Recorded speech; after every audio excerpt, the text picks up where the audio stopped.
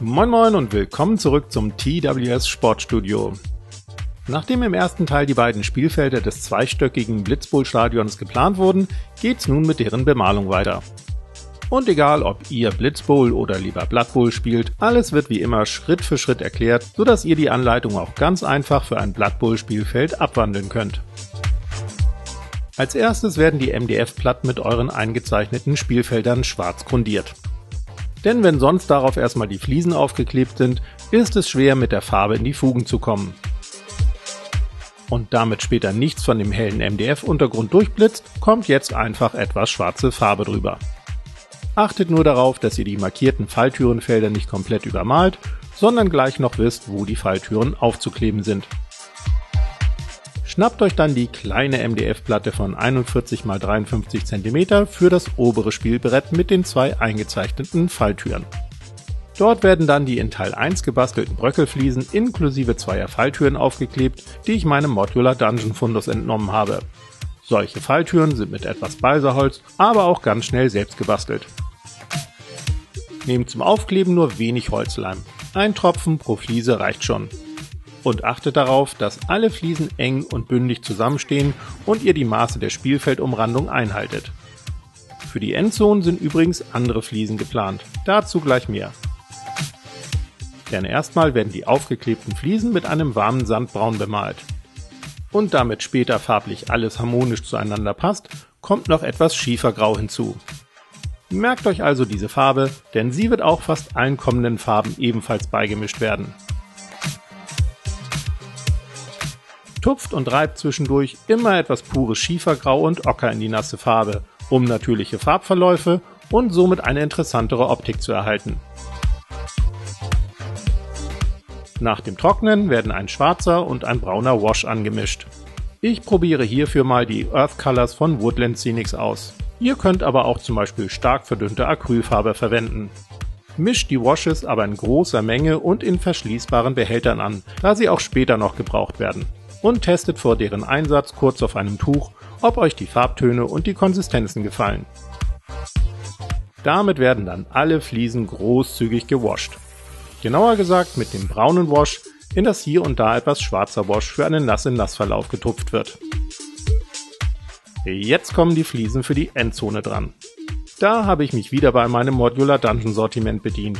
Aber wie schon bei den Falltüren gilt, mit etwas Balsaholz oder Rührstäbchen sind solche Holzfliesen auch ganz schnell selbst gebastelt. Die insgesamt 22 Holzfliesen werden in einem dunklen Braun grundiert, in das wie angekündigt noch etwas von dem Schiefergrau gemischt wird.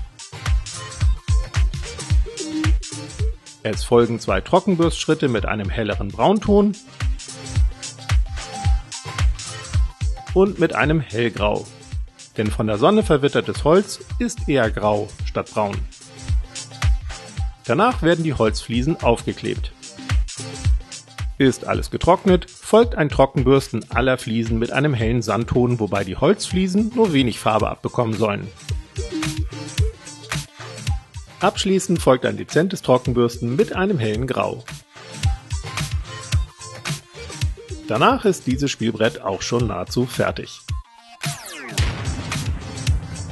Weiter geht's mit der großen Platte und dem unteren Spielbrett. Die Fliesen dafür werden allerdings nun vor dem Aufkleben bemalt. Und zwar bekommen die niedrigen 3 mm dünnen Fliesen eine blau-grau-grün Färbung, wobei es aber auch jeder andere Farbton sein kann. Die hohen 5 mm dicken Fliesen werden mittelgrau bemalt. Dazu gehört auch die Falltürfliese für die Spielfeldmitte. Um sie später herausnehmen zu können, wird sie dann auch nur aufgelegt und nicht festgeklebt. Warum? Seht ihr im dritten Teil dieser Serie. Drumherum werden dann die bemalten Fliesen abwechselnd aufgeklebt. Am besten jeweils nur mit einem kleinen Tropfen Holzleim, das reicht schon. Und auch hier werden die Endzonen vorerst freigelassen. Und nicht vergessen, die Falltürenfliese in der Mitte soll herausnehmbar bleiben. Für die Endzonen verwende ich dieses Mal 1 x 1 cm kleine Fliesen von 5 mm Höhe. Ja, ich habe sie wieder aus meinem Modular Dungeon Fundus entnommen, aber wer einen Heißdrahtschneider besitzt, hat sie auch binnen weniger Minuten aus Hartschaum zugeschnitten. Ihr braucht zweimal je 99 Mini-Fliesen, die ebenfalls vor dem Aufkleben bemalt werden.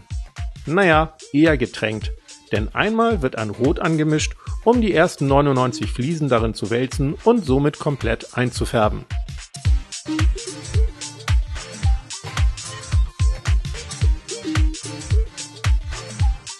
Die anderen 99 Fliesen werden hellgrau, fast weiß eingefärbt. Lasst alle Fliesen dann auf einem Plastikuntergrund trocknen und pult sie vorher auseinander, damit sie nicht aneinander kleben. Danach werden die Mini-Fliesen abwechselnd in die Endzonenbereiche geklebt. Arbeitet euch dazu am besten von der Mitte nach außen voran, denn vermutlich werden auf die gesamte Breite gesehen ein paar Millimeter Versatz entstehen, die so zumindest symmetrisch verlaufen.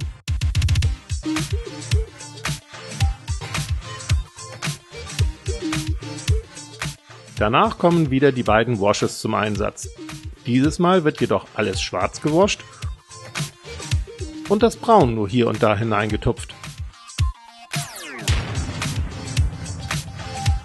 Ist alles getrocknet, nehmt 2 unterschiedlich helle Farben, die zu euren bunten Fliesen passen. Ich habe hier 2 Blau-Grün-Töne bzw. Grün-Blau-Töne, ist Ansichtssache. Tupft zunächst mit der dunkleren Farbe in die Mitten der bunten Fliesen, sodass eine Art Leuchteffekt entsteht. Und wie beim Trockenbürsten sollte euer Pinsel dabei nur noch ganz wenig Farbe enthalten. Danach werden die bunten Fliesen erneut betupft. Dieses Mal mit dem helleren Farbton. Bürstet danach gerne noch etwas über die Kanten der grauen Fliesen.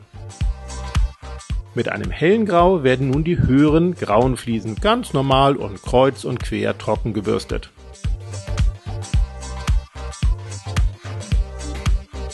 Abschließend bürstet ihr dann noch die beiden Endzonenbereiche mit dem hellgrau trocken.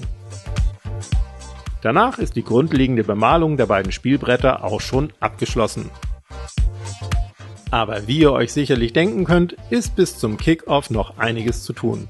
Schließlich müssen noch die Fugen der Sandsteinfliesen gefüllt, eine Lichtanlage installiert, Umrandungen gebaut und noch so einiges mehr erledigt werden.